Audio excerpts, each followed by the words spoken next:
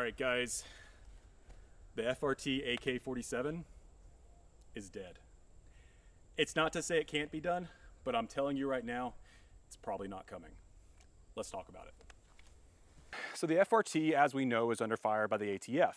There has been an issue with a certain seller on Gunbroker who may or may not have been directly involved with the ATF or with the feds in some way that was successfully, I might add, honeypotting victims into buying solvent traps, into buying FRTs such as the FRT-15, the wide open trigger.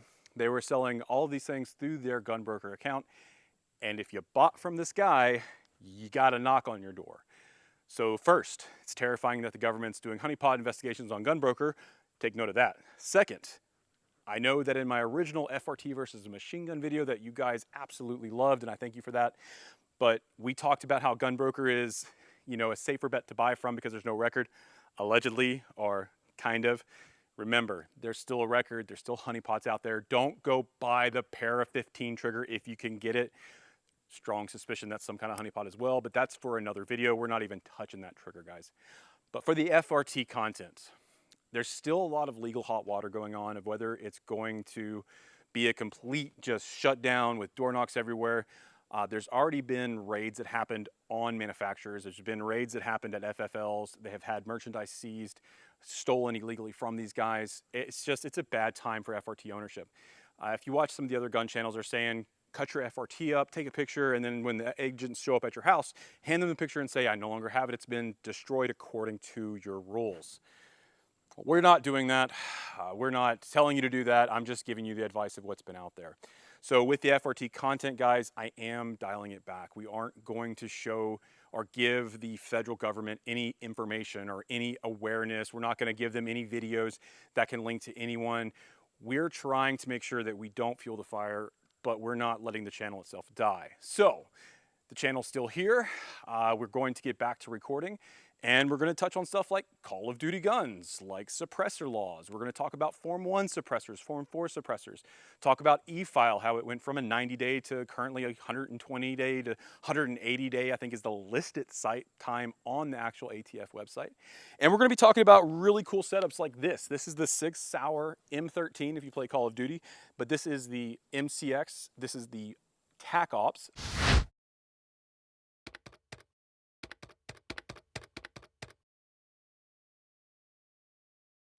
Model. It's a very sought after. It's the LVP, if I remember correctly, Mimic. So a lot of guys are the clone. So a lot of guys are trying to get this and build it. Value went up through the roof as soon as I was able to get my hands on one.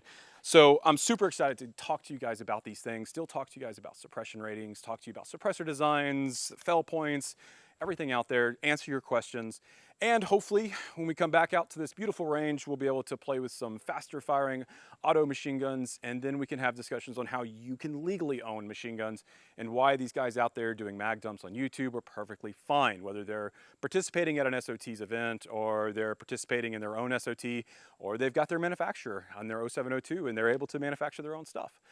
So let's do a quick little shot with this guy. This is not integrally suppressed, but what we have here is a Griffin Paladin HD, the Griffin Paladin 300 to be exact, but we sent it back to Griffin Armament. They did the HD upgrade, which made a world of difference on this thing. I mean, I hated this suppressor, guys. Like this, I wouldn't have recommended this suppressor to anybody. This was my absolute least favorite wait time that I had to go through because when I got it, I was sad.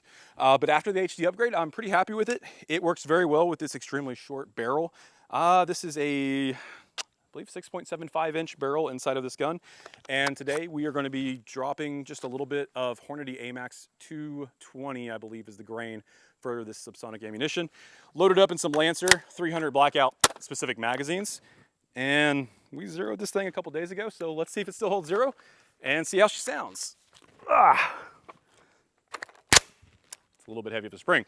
All right, now cool part about this is we're using new camera equipment. We're using new audio equipment. Hopefully I sound great. We got a lapel on, we got a backup track over here. And if it's working right, we've got a mic down at the berm. So one of the questions that I don't see answered a lot is what does the downrange sound like on a suppressor? So what we're gonna be attempting to do is answer how does it sound from a 300 Blackout pistol that's 6.75 inches with a suppressor going downrange. So let's see how it sounds.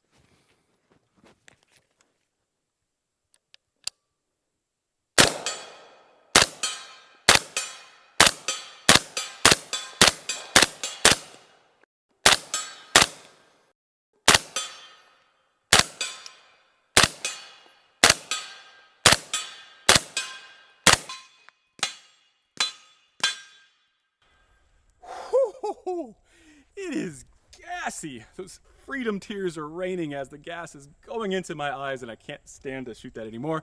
Guys, the MCX is a very well-tuned gun for suppression. I absolutely love it. It's a gentle giant whenever you're shooting it. Ignore the helicopter brace that nobody likes. This is getting replaced very shortly.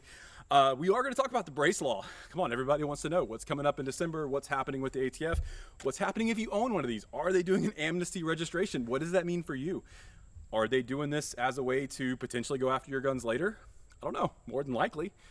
Are they doing this to see who's not going to do the registration and then be a felony for owning a brace? Most definitely. Are they using this as a loophole for them to remove your rights of gun ownership? Absolutely.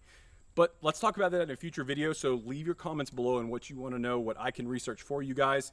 If you enjoyed this style of content, let me know. If you want me to change it up, let me know. Not that I'm going to do everything you say, but we will change it up to meet what you guys want to see. Because as of right now, honestly guys, I make what I want to see. If it's something I had a question about, I research it, and then I film it. That was what delivered the FRT versus machine gun. That's what's delivered a handful of videos to you guys. So again, if you want something, say something. But till then, stay safe, stay dangerous. As Reno would say, a bunch of people hate him, but live, guys, and keep going.